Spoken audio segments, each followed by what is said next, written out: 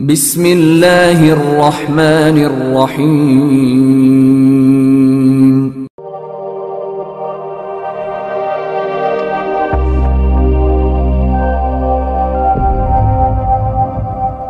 يا أيها الذين آمنوا اركعوا واسجدوا واعبدوا ربكم وافعلوا الخير لعلكم تفلحون. قال رسول الله صلى الله عليه وسلم: أفضل الصدقة سقي الماء. هل لك سر عند الله بينك أنت وبين الله؟ هل لك صدقات تخفى لا يعلمها إلا الله؟ قصص لا تكشف إلا بكتابها حين ترى الله. ما حراك بهذا أن يكبر قدرك عند الله؟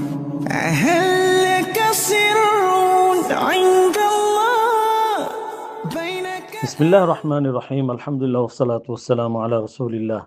أيها الإخوة المشاهدون الكرام، السلام عليكم ورحمة الله وبركاته. بفضل الله عز وجل نفتتح اليوم بإرماء صدقة جارية عن المرحومين شكري عبد الله ويسي وخزيجة خمر فين حجي ومحتبر بير موسى حجي بكردستان العراق بمحافظة دهوك، التي تم حفرها في هذه القرية التابعة لولاية مومنشاهي لدولة بنغلاديش.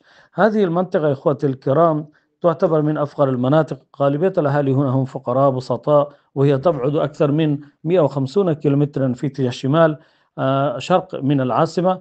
الحمد لله من اليوم الأهالي يبدأ استخدام هذه البير لجميع شؤون الحياة. أسأل الله عز وجل أن يتقبل منكم وأن يبارك في حياتكم وأموالكم وذرياتكم ويحقق أمنياتكم ويسعدكم كما أسعدتم هؤلاء الأهالي بهذا الماء السبيل. الله يبارك فيكم ويحفظكم بحفظه. اللهم آمين. ربنا ظلمنا أنفسنا وإن لم تغفر لنا وترحمنا لنكونن من الخاسرين.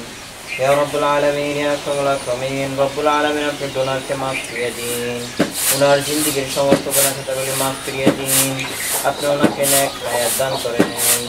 सल्लल्लाहु तआला अला खैरि खल्क़िही मुहम्मद व अला आलिहि व अस्हाबिहि अजमईन برحمتك يا أرحم الراحمين.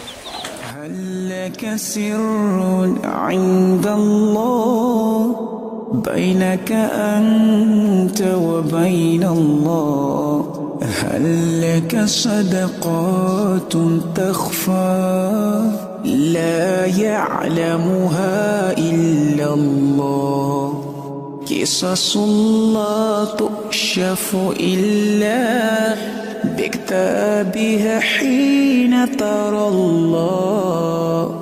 ما حراك بهذا أن يكبر قدرك عند الله؟ هل لك سر عند الله بينك أنت وبين الله؟ هل لك صدقات تخفى لا يعلمها إلا الله؟ قصص لا تكشف إلا بكتاب